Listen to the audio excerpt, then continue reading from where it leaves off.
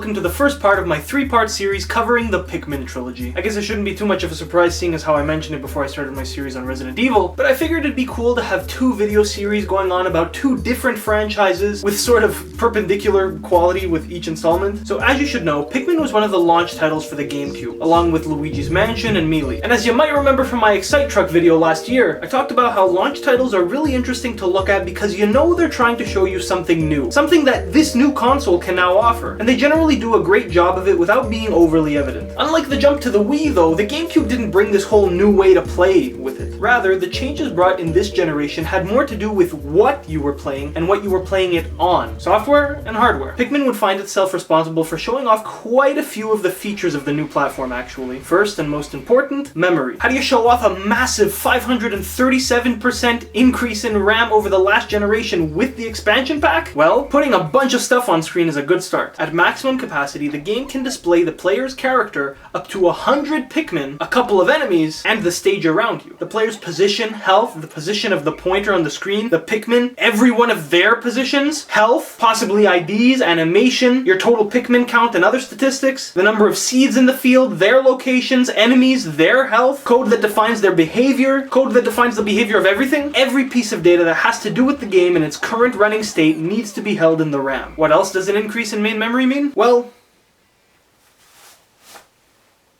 leave me alone. You'll understand this later. Well, one big thing is that the files stored in it can be larger, meaning that texture images could be wider, taller, take up more memory without causing a problem, be compressed less, if at all, resulting in them looking better. Environmental textures are something that Pikmin absolutely nailed. You could play this game for hours and never see the same piece of ground twice. The new, higher resolution textures of grass patterns, in collaboration with the high camera angles, did mean that they could go a little cheap on small polygonal set pieces like bushes or plants, but if you don't need it, you don't need it. It's not necessarily a bad thing. And that said, the little bushes and plants that they do have do look pretty good from high up. The other big improvements were found in the CPU and GPU of the console, and these obviously tie in with the increased RAM. More things in the game means more things to calculate and display. Every texture for every surface, the models for every 3D object, which could now be made up of more polygons, the animation and movements, everything needs to be calculated and executed. That's how it works. So again, Pikmin did an excellent job of demonstrating this. 100 Pikmin need to exist and act in a game all simultaneously on a machine with a single core. Since theoretically it should be possible for every Pikmin to be doing a different task, and since I don't really believe that the game manages them in groups or clusters at a time based on my experiences, that means that 100 threads right from the start are dedicated to Pikmin. Each one possibly threaded further depending on how they manage different aspects of behavior. But don't forget, there's all those other things I mentioned. The player, the enemies, the pointer, and I totally forgot to mention that I'm playing on the Wii version.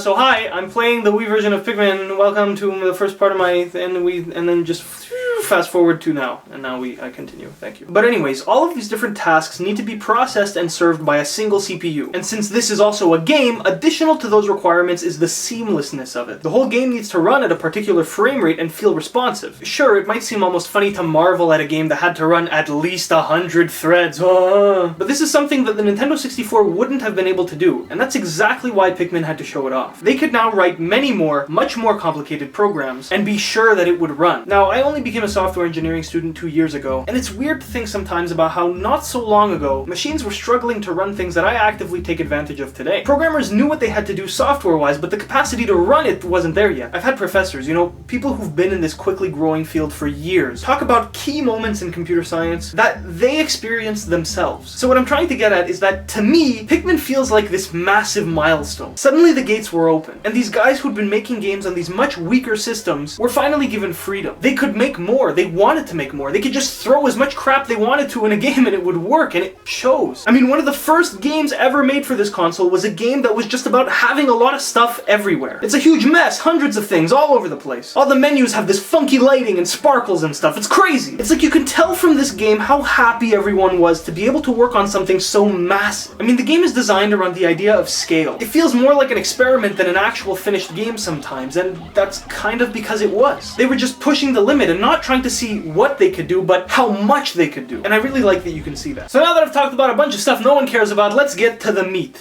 The game itself. Pikmin's a simple strategy game about collecting a lot of things and gathering a lot of things. The story's simple. You've crashed on this strange alien planet, which is kind of not so subtly hinted at as being Earth, but possibly after some sort of human extinction. And you've got to find all the missing pieces of your spaceship within 30 days, because Olimar has a limited supply of air, and oxygen is toxic to him. To accomplish this, you use Pikmin. You pluck them from the ground, you can use them to collect food pellets or throw them at enemies to fight, whose dead carcasses they carry back to their onion. When brought back, the onion spews more Pikmin who can be plucked. You'll notice though that larger enemies take more Pikmin to destroy, more Pikmin to carry, and obviously produce more Pikmin seeds. If you have all 100 Pikmin out, rather than deploying seeds, the onion's count will just increase, and you can call them out after yourself. When you have enough Pikmin, you can begin carrying pieces of your ship back. There are 30 parts in total across 5 different areas, including one whole one for the final boss. The areas are only slowly revealed to you, and sometimes even though you're missing some in one area, you have to move on to another one.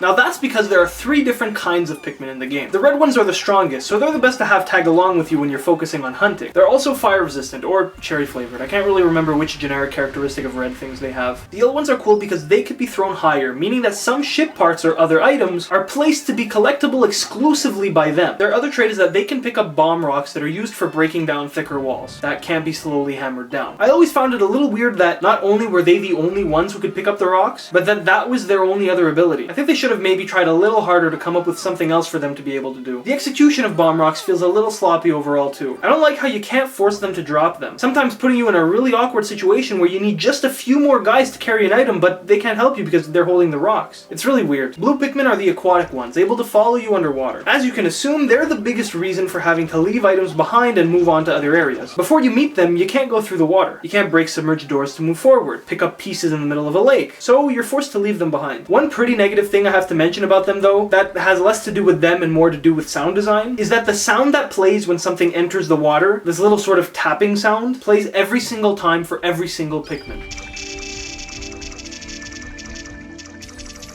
Because you can have so many of them though, and since the sounds will play over each other, it makes for a really bad collection of noise.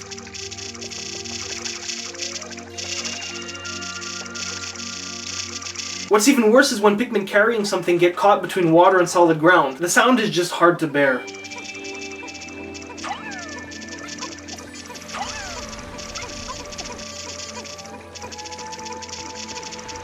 Each Pikmin also has 3 levels: Leaf, Bud, and Flower. As the Pikmin grow, they can deal more damage to enemies and also run faster. As you can see, when you run around with a group of Pikmin, the flowers stick close by while the buds and leaves fall behind. I always thought it would also have been cool to have the stronger Pikmin count as more when carrying items or dead bodies, like having flowers count as 3 and buds as 2, but no. Anyways, so getting your Pikmin to higher levels has to have an effect on your strategy for it to be balanced. The main way to do this is to leave seeds planted. The longer you wait, the more they'll level up. So what you can do, or what I do a lot, is I'd pull out less than the maximum and go exploring. While clearing the way of enemies, I'd let my Pikmin carry them back to base and plant seeds. But I would continue to proceed forward with however many Pikmin I had left. When I eventually started running low, I would return to the base where some of the seeds at this point had already leveled up. So I received the benefit of leveling up my troops, but at the consequence of not being able to fight at full capacity. There's an alternate way of leveling up straight to Flower, and that's by having your Pikmin drink the yellow juice. You can get these blobs by either plucking at the tall grass, crushing white rocks, or knocking it out of certain special enemies. A limited number of Pikmin can drink the juice at a time, but when they do, they immediately become flowers. So before getting into the nitty-gritty, let me just talk quickly about the aesthetics and mood of the game. First of all, the game looks really good. That increased RAM, higher res textures, they really have an impressive effect on the game. As you've noticed, the game gives you this aerial view of the Earth before you, but because everything's on such a small scale, it looks really cool. It's like you're bending over the grass to watch little ants doing their things. You have 3 camera angles to switch between though. The closest is pretty useless, and really only serves to let you see the sometimes really strange looking idle animations of the Pikmin, but the other distant ones are quite helpful. Everything looks so cool from so far away. So even though, sure, the Gamecube couldn't generate the most impressive graphics of all time, it still looks quite realistic. The visual style, that sort of kid playing in the grass look that the game is trying to pull off, is pulled off very well. The way Pikmin follow paths when carrying things back to base like a big convoy, it gives you that feeling of controlling an army of ants. And it's really cool, and it's really fun, and it's cool, and it's fun, and it's cool, and it's fun. Did I mention that it's cool and it's fun? I probably should have. I probably should have written a better script. That's what I should have done. I got a thing on my nose. I hope you like it. Made it just for you. One of my favorite things about the game, though, and probably the greatest influencing factor on my decision to keep up to date with the series, is how dark and depressing the mood is in spite of how cheery the visuals are. I mean, the game is about a guy who's stranded on an alien planet where everything is massive with only 30 days of air left to breathe. Since most of the monsters are most active during the night, when the sun goes down, he has to get back into his ship and float around in low orbit around the planet, returning at sunrise. If you accidentally left any Pikmin out in the field before leaving, the game makes you watch them get killed by the monsters below, desperately running back towards the base. Every night, Olimar writes a short journal entry that you get to read, and most of them are pretty morbid and dark too. He talks about his family a lot, how he misses them, how he hopes he'll make it back. He talks about how scared he is that he might die here, that he might not be able to complete his ship and escape. Whenever you mess up and a lot of Pikmin die during the day, he shows how guilty he feels for having failed them as a leader. For example, when you mess up with a bomb rock and kill your own Pikmin who was carrying it, he mentions how its last horrified facial expression is burned into his memory. This is Pikmin. Last horrified facial expression is burned into his memory. This is a game called Pikmin for the Gamecube, for the Nintendo Gamecube. And he writes that. And he's scared. Why don't people talk about this game? It's cool how well all of the journal entries are written too. It adds a sense of maturity to this goofy looking character. He's not just some weird looking alien, he's a father, a husband. Since you can actually fail the game if you don't get all 30 parts in 30 days, some of the journal entries will reflect your performance. They don't tell you specifically which ones, but some of the parts aren't actually required to get the ship back home. Most of the non-mandatory parts are things like decorations, things that won't help the ship lift off. However, two other such purely decorative items exist, but are required to win the game. And those two pieces are little knickknacks given to him by his children. He can have the engine, the radiation shield, the radars, everything. But without the two things his kids gave him, he can't leave the planet. This is expert character development. The environments and music both express the darker tones of the game as well. For the first half of the game, the music is kind of upbeat and cheery. He just crashed, but he's pretty confident he can make it. The first two areas are nice and bright too. Everything looks really cool. For the second half though, the music is really slow and bizarre to match these weird, dark and foggy environments. The final area is sort of this perfect combination. It's a really small area in a nicely lit valley, but some of the set pieces are weird, rusty, and don't really fit. The music is similar to some of the first music, but as the track progresses, some of the notes start being missed, and it just becomes really uncomfortable listening to it. So yeah, the game's darker and freakier than you'd expect, which is really cool. Alright, now that that's all out of the way, let's talk about what's important, how the game plays. I'm gonna split gameplay up by 3 themes: exploration, fighting enemies, and collecting ship parts. And cars driving by my freaking window every 2 minutes, literally every 2 minutes, a car drives by this window. Exploration, obviously enough, is the first thing you have to do in every area. As you wander around, it's important to take note of everything you see. Sometimes things you can deal with now, or other times things you'll need to figure out later. Once you find the radar though, it becomes a lot easier, because you can open up your map and see where a lot of the key items are placed. On a couple of occasions, you face 3 different kinds of blockers halting your progression. Bridges can be built by Pikmin in some areas to travel over a body of water or a gap, but completion takes a while, even with full Pikmin. So sometimes the best approach is to leave a few guys working on it while you move on, exploring other areas. The interesting thing about bridges is that even though your Pikmin might not be able to follow you into the water, you can go on yourself to scout the area ahead and see exactly what you're building a bridge to. One last thing that's cool about bridges is that if you leave an area for a long time, you'll find that bugs have started eating it when you come back. Even though the bridge might not be useful to you anymore, it's still really annoying. I'm doing a beep beep bop beep bop. I got a booger in my nose now because I squeezed my nose and then a booger came with my nose, but like it's in my nose.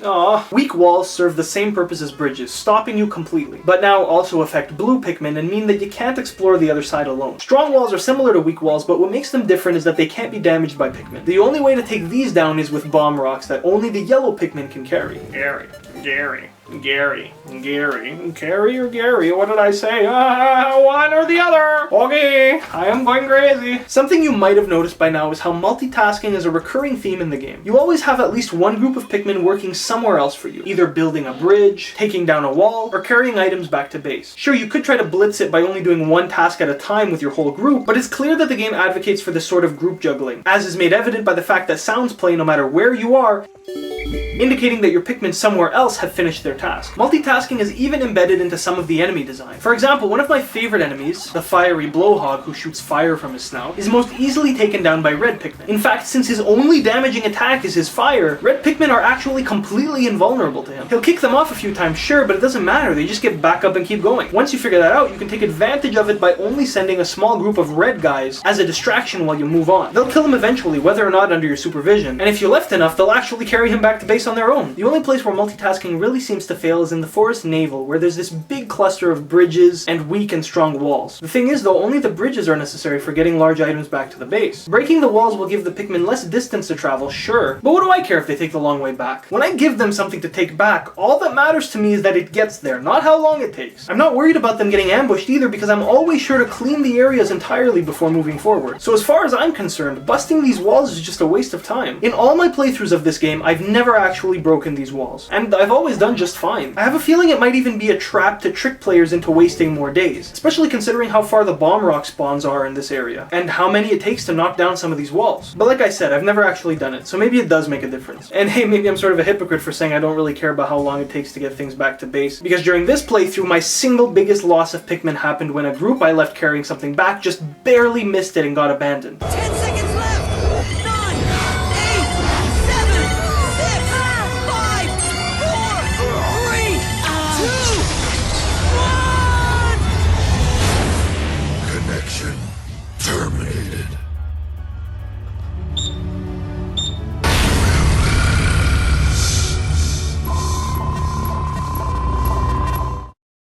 Only to have me have to drag it back just a few more feet first thing the next morning. And that's how you say words. My finger is like this, and your finger is like this, and my finger is in my nose. There are not a lot of jokes in this video, so I'm gonna try to pilot with this junk, you know, the stuff where I just improv and I say random. Because, like, I do a lot of this. You don't realize it. Not a lot of it gets into the video, because I do a lot of it. So, for this video, because there's not a lot of jokes, I'm gonna try to put a lot of this stuff. So if you notice that there's a lot of this stuff, that's why, because there's not a lot of jokes in the video. My neck is so to this side, I'm just, like, talking to you like, hey, how's it going?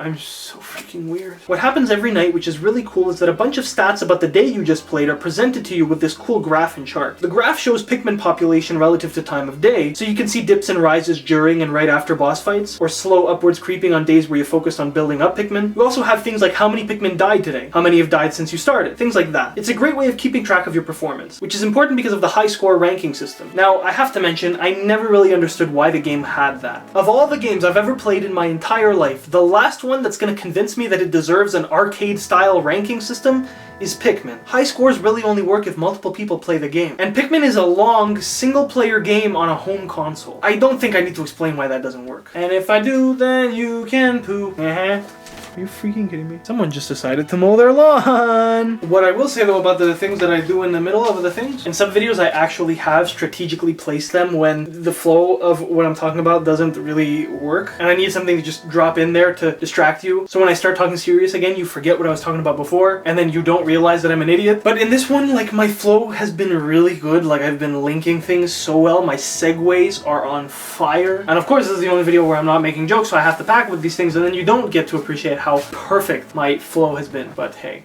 that's just a theory.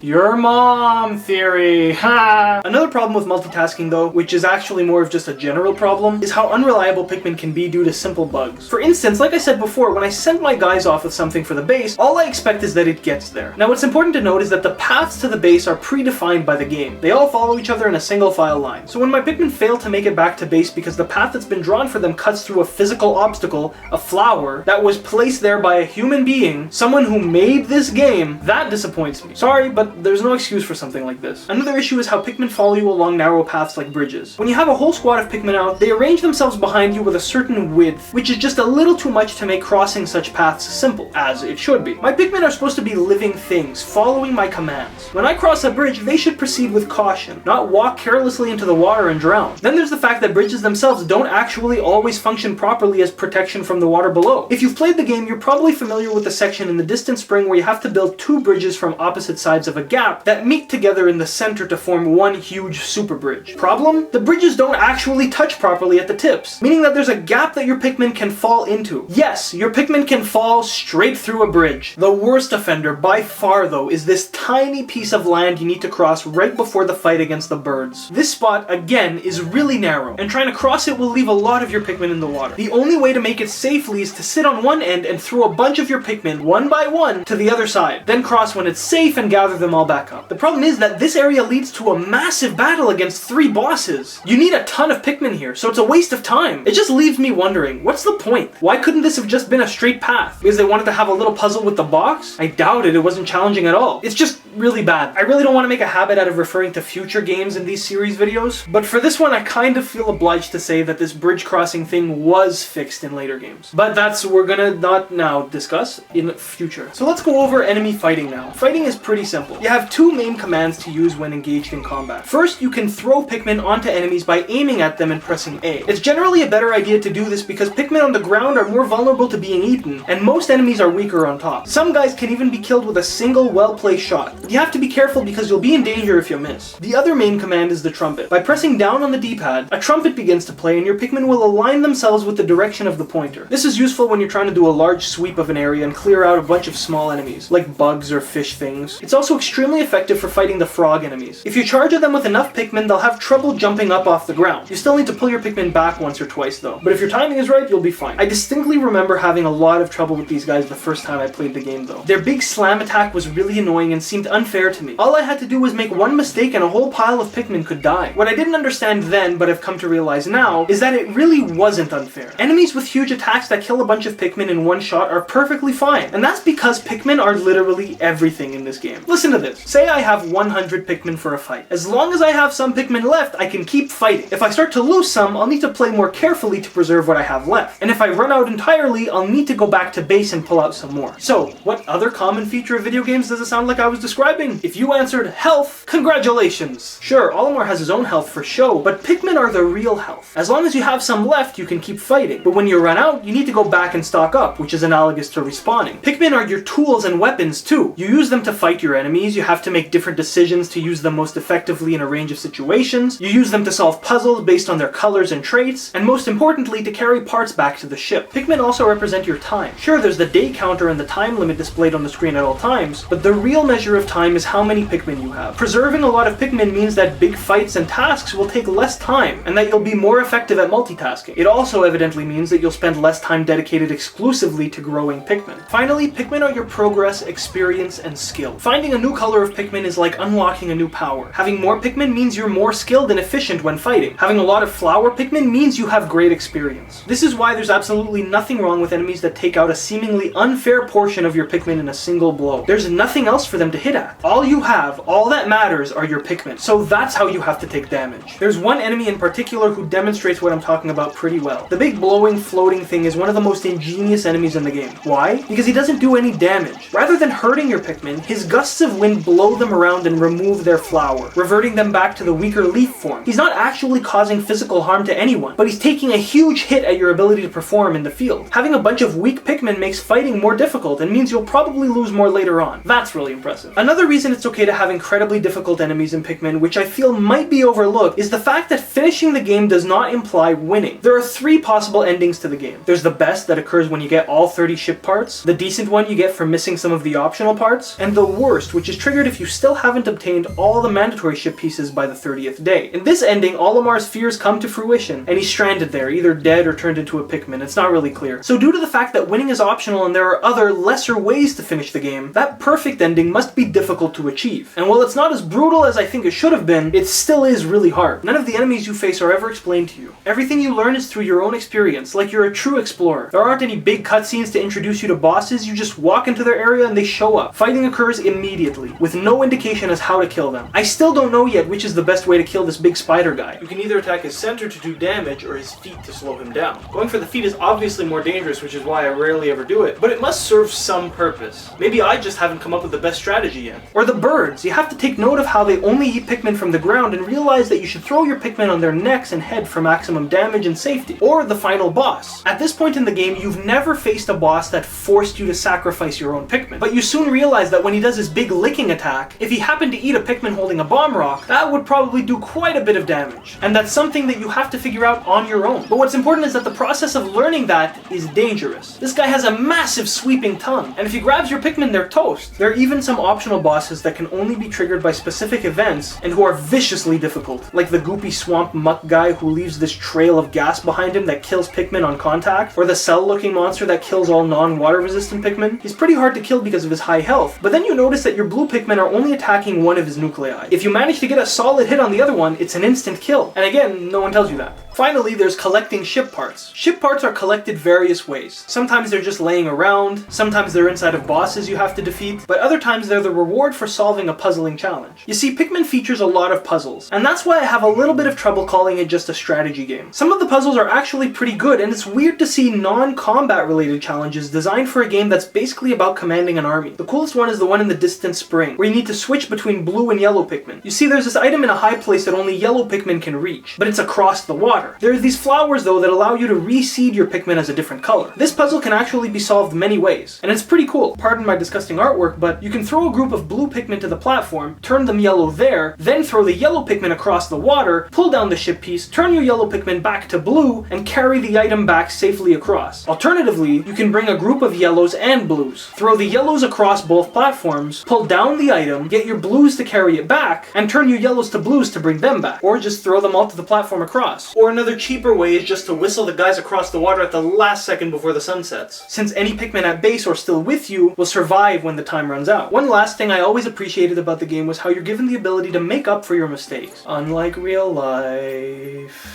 If you mess up at any point during a day, you can choose to restart it. While it could be easily abused, I feel it's fair because you're only ever really willing to redo everything if you made a big mistake early on in the morning that'll be hard to recover from, like I did once here. On top of this, you can also restart from any specific day via the file menu, like a giant rollback, deleting all of the progress you made from that point on. And it's really useful when you're trying to record footage of secret bosses who only appear in specific areas on either odd or even numbered days after a certain number or something crazy like that.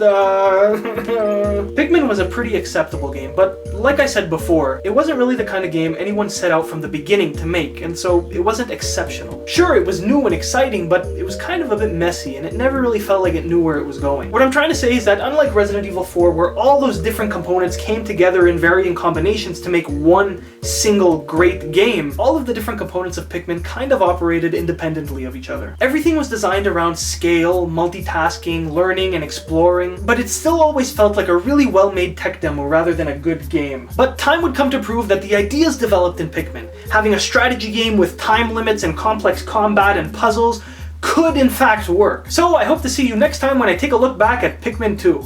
Thanks for watching.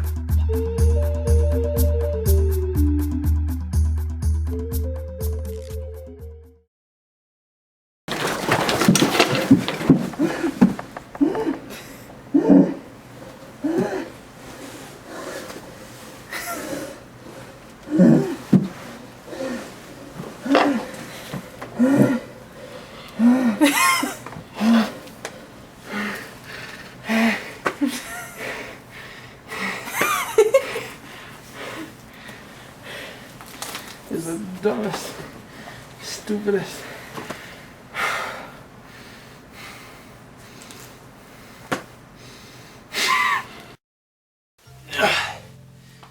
Oh! Crack, crack in the back. Crack, crack in my back. Crack, crack in the back. I'm cracking my back. Doot, doot. Oh, do I have chocolate in that bag? Oh no. No, I don't. Something was though. Wait, what is that? Is that a gift card to a thing? Holy cow, I have money! I just found money on the floor! I was about to do an end screen and I found money on my floor! I found Hubba Bubba Gum! I found Hubba Bubba Gum on the floor! When I was going down to pop up and wait, hey, one sec! Do end screen! Look, I found Hubba Bubba Gum on the floor! Oh my god, I want to eat it right now. Okay, I'm gonna eat it right after this. Well, it wasn't actually on the floor, because like, I have a multi-level shelf over here, and I had this shelf with like a thing, and I opened it and it had this inside. It's like Christmas. I think it was actually a Christmas thing. I think it's candy from Christmas and I never ate. You know what? I think this makes up for the weak end screen last time. This is pretty good. What a pleasant surprise. I'm pleasantly surprised. I don't care whether or not you are. I don't care about anyone. I'm just a fireball. Okay, so end screen. I don't have a pepper for today's end screen. I'm really sorry. See, my local Loblaws doesn't always carry hot pepper because like Loblaws is doing this really weird thing. You know how like Wendy's kind of tried to like get with the memes and stuff and make like that stupid commercial? Like Loblaws is doing the same thing, but not with commercials, like with stuff in their store. And I mean, I guess it makes sense because now like people my age and older are starting to do their own groceries, and that's great and everything. But it's like they're trying to like advertise like cool food, so it's like Loblaws has all the coolest hot pepper because they know like people don't buy hot peppers to cook with them. People buy hot peppers to eat them with all their friends at a party. Who can eat the hottest pepper? So they have this like hot pepper blazing scale. Look at this. Ghost pepper only available at Loblaws. Find a local dealer in your local retail store, or it's like that crap. And it's just really weird. So anyways, but it's like I think they like some executive kind of looked at this whole like marketing thing that they were doing with the hot peppers, and he cried, and then it stopped happening. So now Loblaws stopped carrying hot peppers, and I don't have a means to get to a grocery store today. So I brought some Tabasco, but if you've been following me for long enough, I always say that you know my thing with Tabasco. I don't know if anybody's there, but back on my other channel, oh, that's something else I want to talk about. But anyways, on my other channel, there's a video somewhere because long story short, I bought an entire bologna at Loblaws. I used to do these stupid like parodies of Epic Mealtime, and I would call them Epic Russian Mealtime, and I would be Boris Yogolovich, and we would make big food. And that was the thing. We would take a normal food and we would make it big. And one of my ideas was a pogo. For that one, I told everybody bring like sauces, mustards, whatever, anything you want. We're going to put it in the sauce, mix it up. We're going to make a giant tub of sauce. And at the end, I stuck my face in it. So that's why I can handle Tabasco. So you know what? I'm just going to, I was just going to slurp it. But the thing is, like Tabasco isn't spicy to me at this point. But what it is that it hurts because Tabasco is mainly vinegar, right? So it's going to destroy my throat. But I'll do it for the end screen. Do it for Gex. Never forget Gex. Oh, that's painful. I'll do like one shot per point. Oh my god. Okay, no, drinking raw vinegar is not a good idea. Okay, so number one, it was requested that I put what I'm talking about in the end screen in the description, because apparently some people actually care what I'm saying. I mean, I just want to say this stuff, and I figured nobody cares, so I might as well eat a hot pepper, and then I'm entertaining everybody. But yeah, somebody, I'm not sure who, I would give the username, but I don't have anything really. Yeah, somebody requested that, so from this point on, I'm going to put whatever my end screen points were on my paper here, I'm just going to write those straight out. I'm not going to have the whole description of them, but I'm going to say, like, I'm going to have in my description a section called what I talk about in my end screen today, and then in there it'll have like point 1, this, point 2, this, point 3, and whatever. So yeah, number 2, apologize for not having a pepper. I don't have a pepper, sorry. Next. Okay, no, now it's actually getting a little bit spicy. It's not like the pepper, it's just... Maybe I should stop. So, like I said, I'm doing 2 series at the same time right now. I'm doing Pikmin and Resident Evil. And I said I was going to do other things, but I think the next video I'm going to do is going to be the next Resident Evil, so I'm going to be doing Resident Evil 5. But, as you might know, Resident Evil 5 is a multiplayer game. I mean, the whole single-player mode is playable multiplayer, and it was actually intended to be played multiplayer. So... Okay, no more Tabasco, that's bad. You know what? I'm gonna have some Hubba Bubba. Screw you, you're gonna hear my lips smack the whole freaking time, I don't care. Oh, you know the coolest thing? Maybe the kids don't even know what Hubba Bubba is anymore, but the coolest thing about Hubba Bubba is that... Oh, look at that! So, here's the proposition I have for people who might care. Because Resident Evil 5 didn't change much in terms of what Resident Evil 4 brought to the franchise, that wasn't worded properly at all, but I don't care. A big focus of the video is going to be on the multiplayer aspect. Now, I am going to have to talk about the AI, and I think I want to play most of the game with the AI partner, because I want to cover the game as a look back. And a look back to me is looking back at what is there, like forget about the network features, because someday the network features won't work anymore. Like, I don't even know if Resident Evil 5 still works online. So what I'm trying to say is, over the next little while, I'm probably going to be playing a lot of Resident Evil 5. If you have me on PlayStation, if you don't have me, you can add me. I'll gladly accept you. If you have Resident Evil 5 and you would like to help me film stuff, or you'd like to play with me while I'm recording, that'd be cool.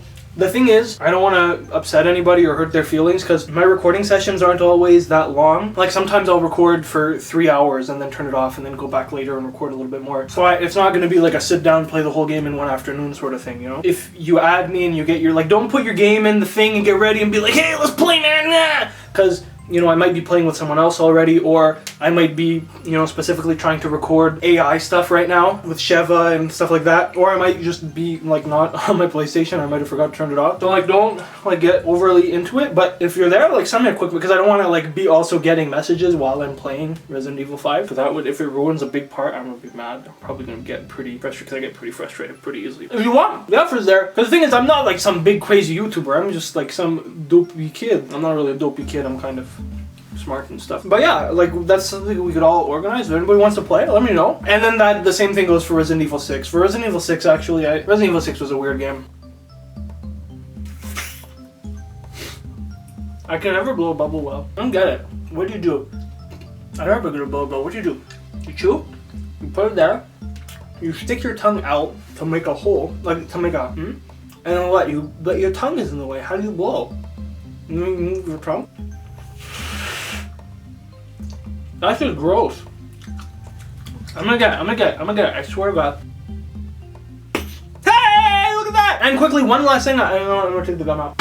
One last thing I want to talk about is replying to comments. As some of you may notice at this point, I do in fact reply to like literally all of my comments. I mean, I don't get that many comments, but I do reply to every single one that I get. Or sorry, at least the ones that are made soon after I've released the video. Within like a week or 2 weeks, I respond to those comments. But what some of you may notice is that, well, nobody's actually like told me that they've noticed it, but I'm just letting you guys know what I do is that I respond to your comments via my second account being LambHoot. So if ever you leave a comment on my video and you get a comment back from LambHoot, that's me. And I do that for a couple of reasons. I do that mostly because I sign into it on my phone and it's a lot easier, because that's a Google account that's linked to my something or I don't know what. So there's that, but then there's also the fact that because nobody really knows how YouTube decides which channels should become related to others and how related videos work. I got lucky a few times with my videos being high up related videos to other things, but I figure that a pretty solid indication of a very small YouTube channel that really is not going very far is one where half of the comments on the videos are made by the user themselves. And that's the reason I use my second account to comment, because I think it looks less bad. And also because when you watch a YouTube video, if the user who uploaded it made comments, you see those right away. And I don't necessarily, like when I'm responding to a comment, it's for that person, it's not for everybody to see, you know? So I mean, yeah, sure, you can dig through and find the comments, but the only person I really want to really be notified that I answered their question or comment is the person who left it. So that's why I comment with my second account. So when you log in or when you watch my videos or whatever and you scroll down to the comment section, you'll see other people's comments and you'll see each one has at least like one reply to it, and that's me. But it doesn't go out of its way to say, hey, look, the guy who uploaded this video put a comment on it. It's probably important. You should listen to it. Because it's not. It's me talking to another person. So that explains that. I hope that's okay. I think that's a decent way to do that. So thank you for watching my video about Pikmin. Like I said, for Resident Evil 5. Like I said, other things. I said a lot of things today. I have to remember to write the thing. If I didn't write it, someone let me know that I have to write it in the description. Well, you probably know because I spoke clear English this time. My phone's ringing. Goodbye! Hello and welcome to the first part of my Yeah, okay, off to a great start. While the other starts low and quickly moves up. While the other starts low but quickly moves up. While the other starts low but quickly moves up. While the other starts low but quickly moves up. While the other starts low but quickly moves up. While the other starts low but quickly moves up. While the other starts low but quickly moves up. There we go. One of those is gonna be good. I said it like 100 times. They're also fire resistant, or cherry flavored. I can't really remember which generic character. This is the lamest joke. Why am I even putting it in I can't even say it, and I'm gonna do it because you know what. Now I'm done saying all the things I need to say that I forgot to say the first time I recorded.